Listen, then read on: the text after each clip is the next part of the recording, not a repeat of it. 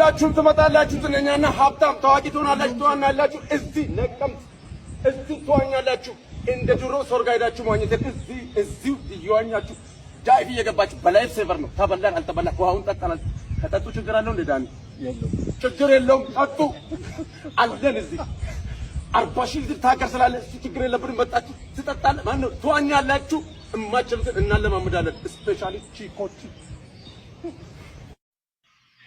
ችግር የለውም ጠጡ አለን እዚህ 40 ሺህ የምር ኤአይ ነው የሚሆነው ወይ ነፃነት ወርቅነህ ራሱ ነው ወይ ኤአይ ነው የሚሆነው። አጂብ ነው የሰው ልጅ ማመሳሰል በድምጹ በከለሩ ጭዌም ይችላል። የምር ኢቢኤስ ቤተሰብ ጨዋታ የሚሉት ላይ ከሱ ውጪ የሚመጥን ሰው አለ ብዬ አላስብም። የምር በጣም ይችላል። ማንንም እንዳታምኑ ማንንም ማለት ነው። ያ ደግሞ ህዝቡን አላልኩም ተመልካቹን አላልኩም በዙሪያችሁ በአካባቢያችሁ ያለውን በዚህ በሙያ ውስጥ ያለው ነገር እኛ እንኮርጃለን ልክ ትልቁ ህፃን ተቀራራቢ እድሜ ያላቸው ልጆች ትልቁ አመመኝ ሲባልና ልጁ ትልቁ እንክብካቤ ሲደረግለት ትንሹም አመመኝ ይላል እንደዛ አይነት ባህሪ ስላለን በእኛ ሙያ ውስጥ ከራሳችሁ በቀር ሌላ ሰው እንዳታምኑ በደንብ ማዳመጥ አለባችሁ የማያስፈልጋችሁን ነገር በጭራሽ እንዳትሰሙ የማይሆን ኮተት አእምሯችሁ ከተታችሁ ያንን ለማውጣት እንዳትሰሙ ሙላችሁ እንደዛ አይነት ነገር እና ኮተት ይሞላና አእምሯችሁ ውስጥ ከዛ በኋላ ትክክለኛው ነገር ሲመጣ ለማስገባት ትቸገራላችሁ መስማት የማትፈልጉትን ወይም ደግሞ እንደገና ደግሞ በጣም የምታከብሩት ወይም ደግሞ በጣም የምትወዱት ሰው ብዙ ነገር ሲያደርግ ልታዩት ትችላላችሁ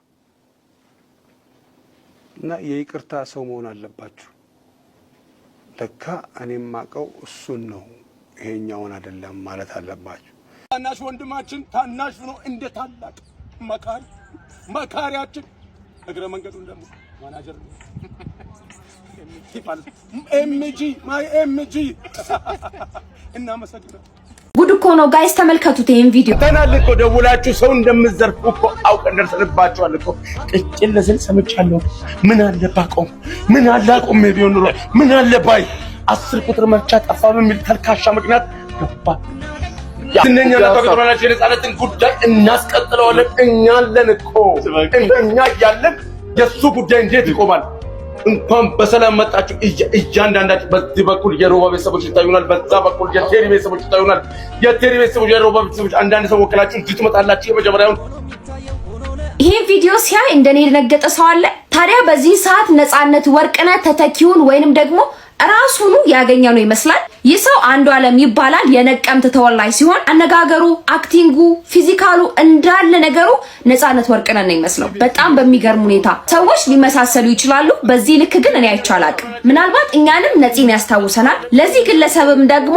ጥሩ አድቫንቴጅ ስለሆነ ምናልባት ኢቢኤስ የመታወቅ ዕድል ቢሰጠው ባይ ነኝ እናንተ ምን ትላላችሁ ሐሳባችሁን በኮሜንት ላይ አሳውቁኝ በሌሎች ቪዲዮዎች መለሳለሁ መልካም ቀን ብዙዎችን ያስደነገጠው የአርቲስት ነፃነት ወርቅነህ ተተኪ ከነቀምት ከተማ ተገኝቷል መባሉ ወዳጅ ስንገባ እንግዲህ ከአርቲስት ነፃነት ወርቅነህ ህልፈተ ህይወት በኋላ ኢቢኤስ ቴሌቪዥን ላይ በጣም አሳሳቢው ነገር የሆነው የቤተሰብ ጨዋታን ማን ነው ከዚህ በኋላ የሚመራው ፕሮግራም አቅራቢው የሚሆነው ግለሰብ ማን ነው የሚለው ብዙዎችን ሲያሳስብ ነበር እንደውም አንዳንዶች ከዚህ በኋላ ቤተሰብ ጨዋታ የሚባለው ፕሮግራም በቃ ተሰቅሎ ይቅር ሌላ ስም ሰጣችሁ ሌላ ፕሮግራም ብታዘጋጁ ይቻላል እኛ ምናስበው በቃ ነፃነት ወርቅነህ ነው ቤተሰብ ጨዋታን ስናስብ የሚሉም ሰዎች ነበሩ ይህን ያክል ሰዎች ማን ነው ቀጣይ ይሄንን ፕሮግራም ሊመራ የሚችለው በሚለው ዙሪያ በጣም ግራ ተጋብተዋል እናም ኢቢኤስ ቴሌቪዥን የተለያዩ እጩዎችን አምጥቶ የመጀመሪያውን እጩ ማለትም ኮሜዲያን ያሲኖን በዚህ ሳምንት ማክሰኞ ዕለት ፕሮግራሙን እንዲያቀርብ አድርጓል ያንን ፕሮግራም በትንሹ ላሳያችሁና አሁን ደግሞ ከነቀምት ከተማ የተገኘው ሰው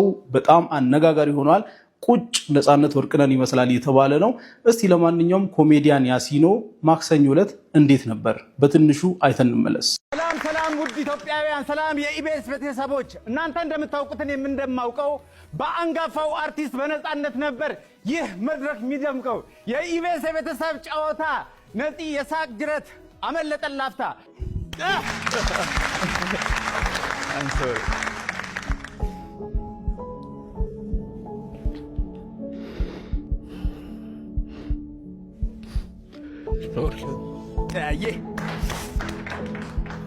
ጥልቅ የጥበብ ሰው ድንገት ቢያመልጠን እኛ ታናናሾች ይህን እንድንሞክር ህዝብ ድሉን ሰጠን።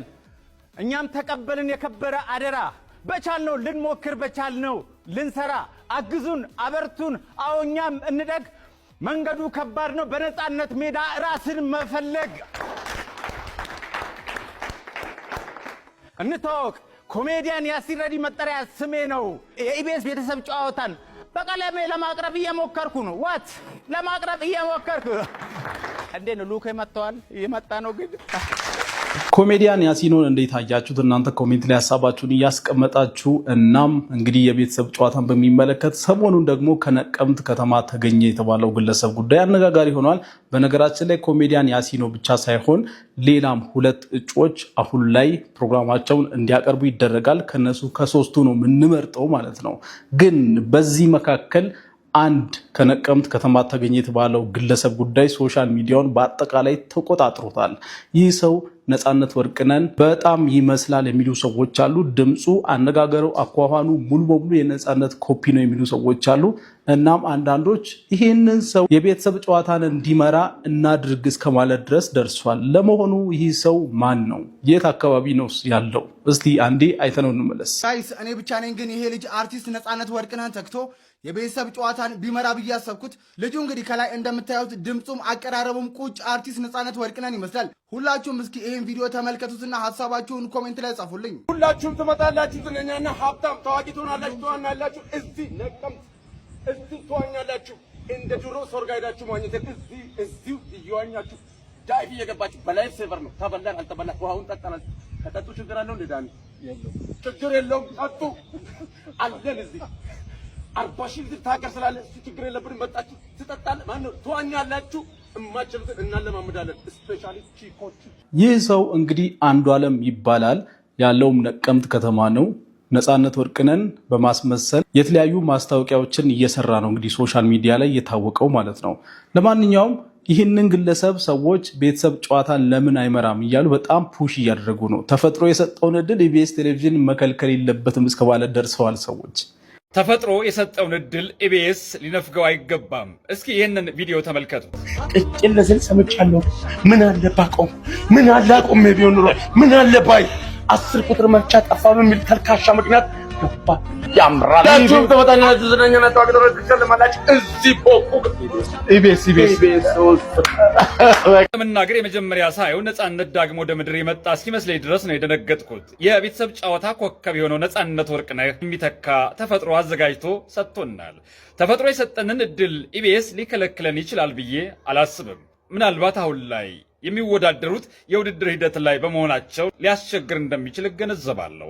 ግን ተወዳዳሪዎች የራሳቸው ቀለም ያላቸው ጎበዝ የጥበብ ሰዎች መሆናቸውን ሁላችንም እንመሰክራለን። ይሄ ነገር ኢቢኤስ መንደርም ደርሷል። እነ ሰይፉ ፋንታውንም ይህንን ቪዲዮ አይተዋል። የነሱስ ሪያክሽን እንዴት ነበረ? እነ ሰይፉ ስለዚህ ልጅ ምን አሉ? እስቲ የነሱን ማስተያየት እንመልከት። ነፃነት መተካት ያለበት በዚህ ልጅ ነው ብሎ ደምድሞ ነው። እስኪ ይህን ያህል ተማምኖ ከላከልን ምን ያህል ነፃነትን ቢመስል ነው? አይተነው እንመለስ እስኪ እንየው። እስኪ እዚህ ነቀምት እዚህ ትዋኛላችሁ። በጣም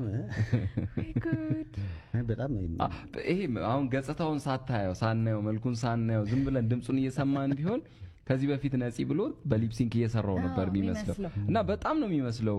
ድምፁ፣ አነጋገሩ፣ አካሄዱ በጣም ነው የሚመስለው። የሆነ የኮንስትራክሽን ሰራተኛ ነው አይደል የሚመስለው። የሆነ ፊቱ አገጩና እዚህ አገጩ ስር ደግሞ እና ደግሞ ያው መልክም መመሳሰሉ ደግሞ በጣም የሚገርም ነው ሰው። እሺ ድምጽ ይሁን ሳይዝ አሁን ይኸው እስኪ። እናም እንግዲህ ሰዎች በጣም ትኩረት የሰጡበት ምክንያት የድምፁ ጉዳይ ብቻ ሳይሆን እንደሰማችሁት የመልክ መመሳሰልም ነገር አለ እና በጣም ይመሳሰላሉ። ስለዚህ ነፃነት ወርቅነህ ዳግመኛ ብለን ቤተሰብ ጨዋታ ላይ እናምጣው የሚል ሀሳብ ሰዎች እየሰጡ ቢሆንም አንዳንዶች ደግሞ እንዴት፣ ጋዜጠኝነት ራሱን የቻለ ሙያ ነው፣ የትምህርት ባክግራውንድ ይጠይቃል፣ ኢቲክስ ወይም ስነ ምግባር ይጠይቃል እና እነዚህ ነገሮች ያልሰለጠነ ሰው መጥቶ ፕሮግራም አዘጋጅ አቅራቢ መሆን አይችልም። እሱ ተሰጥኦ ቢኖረውም ይህን ነገር እስካላደረገ ድረስ ነፃነት ወርቅነህን ሊተካ አይችልም የሚል አስተያየት እየሰጡ ነው። ትመጣላችሁ፣ ዝነኛና ሀብታም ታዋቂ ትሆናላችሁ፣ ትዋናላችሁ። እዚህ ነቀምት እዚህ ትዋኛላችሁ። እንደ ድሮ ሰርግ ሄዳችሁ ማግኘት እዚሁ እየዋኛችሁ ዳይቭ እየገባችሁ በላይፍ ሴቨር ነው። ተበላን አልተበላን ውሃውን ጠጣናል። ከጠጡ ችግር አለው እንደ ዳኒ እና እናንተስ በዚህ ጉዳይ ያላችሁ ሀሳብ ምንድነው? ኮሜንት ላይ ሀሳባችሁን አስቀምጡልኝ። በእርግጠኝነት ሁለቱን ነገሮች ባላንስ አድርጋችሁ ኮሜንት ትሰጣላችሁ ብዬ አስባለሁ። እናም ከሶስቱ ከኮሜዲያን ያሲኖ ጋር በተያያዘም የእናንተ ሀሳብ ምንድነው? ከዚህ በኋላ ያሉት ሁለት ሰዎች ከኮሜዲያን ያሲኖ የተሻለ ፐርፎርም ማድረግ ይችላሉ ብላችሁ ታስባላችሁ?